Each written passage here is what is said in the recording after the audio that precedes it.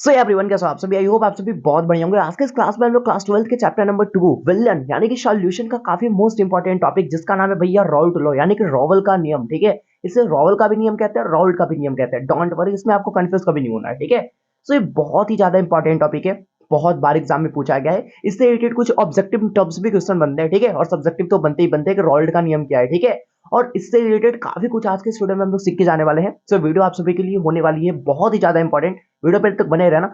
Channel पे पहली बार हो सब्सक्राइब करके आप बेल नोटिफिकेशन जरूर से आप ऑल पे सेलेक्ट कर लेना, बिकॉज इस टाइप की जो भी इंफॉर्मेटिव वीडियो है वो सबसे पहले आप तक पहुंच सके।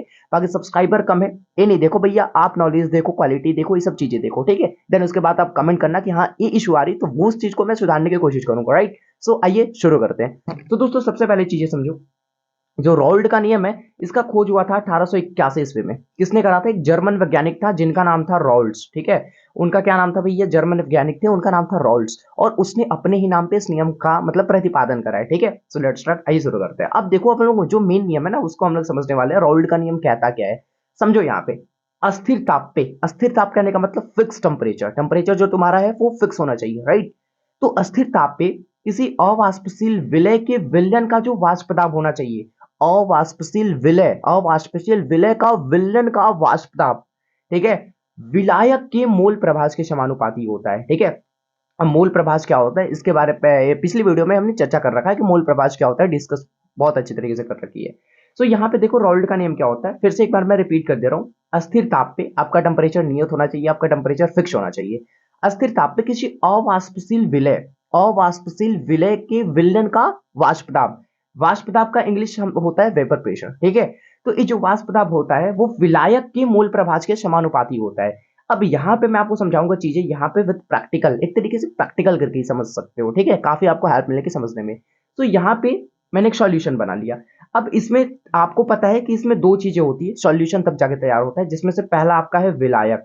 ठीक है, इसमें विलायक होता है, सॉल्वेंट होता है। राइट, और दूसरा चीज है इसमें विलय। ठीक है, यानी कि सॉल्यूट होता है। राइट, ये चीज तो आपको पता चल गई।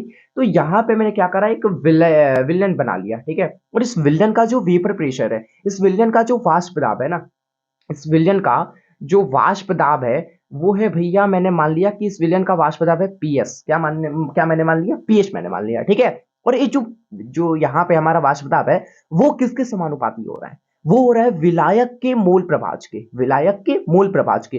तो जो विलायक का मूल प्रभाज होता है, ठीक है, सबसे पहले हम लोग मूल प्रभाज को एक्स से डिनोट करते हैं, और यहाँ पे मैं दिखा रहा हूँ कि ये सॉल्वेंट का है। ठीक है, जो विलायक का मूल प्रभाज होता है उसको हम लोग डिनोट करते हैं किस चीज से?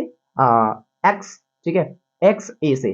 ठीक है, जो विलायक का मूल प्रभाज होता है उसे हम लोग एक्स ए से डिनोट करते हैं। राइट, और जो विलय का मूल प्रभाज होता है, ठीक है, जो विलय का मूल प्रभाज होता है उसे हम लोग एक्स बी से डिनोट करते हैं। तो ये जो वाष्प दाब है वो किसके समानुपाती होगा?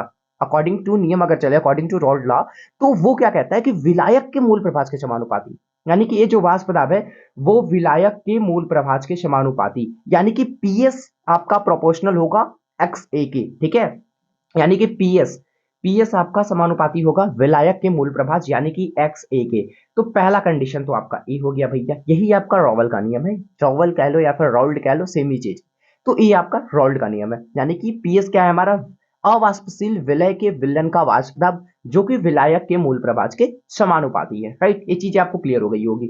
अब यहाँ पे आपको पता है कि यहाँ पे जो हमारा डायरेक्टली प्रोपोर्शनल है, यानी कि यहाँ पे जो समानुपाती का चिन्ह है, इसको हटाने के लिए हमको लाना पड़ेगा एक कांस्टेंट, एक नियतांक लाना पड़ेगा, एक फिक्स वैल्यू लाना पड़ेगा। ठीक है, तो यहाँ पे पीएस छोड़ देता हूँ और यहाँ पे मैं बराबर करता रहूँ, यहाँ पे कांस्टेंट के रूप में मैं लाते रहूँ के, क्या लाते रहूँ? के। ठीक है, और यहाँ पे एक से हमारा है, एक से क्या हमारा? विलायक का मूल प्रभाज। तो फाइनल तौर पे अगर बात करी जाए तो यही आपका रॉल्ड का नियम है। ठीक है जी, यही आपका रॉल्ड का नियम है। सो आई होप आप सभी को वीडियो का वजह तक पसंद आई होगी। वीडियो पसंद आए वीडियो को लाइक कर देना, साथ में चैनल पे पहली बार हो सब्सक्राइब करके आप सभी बेल नोटिफिकेशन जरूर से आप ऑल पे सेलेक्ट कर लेना। और मैं बार बार बोलता हूँ कि सब्सक्राइबर नहीं देखो, क्वालिटी कंटेंट देखा करो। अगर इस वीडियो से, इस चैनल से आपको थोड़ी बहुत भी हेल्प हो जाती है तो वो आपके लिए काफी ज्यादा सही है। सो नेक्स्ट वीडियो में लोग मिलेंगे किसी नए टॉपिक के साथ, तब तक के लिए आप सभी को जय हिंद, वंदे मातरम, be positive and keep doing, wish all the very best, thank you so much.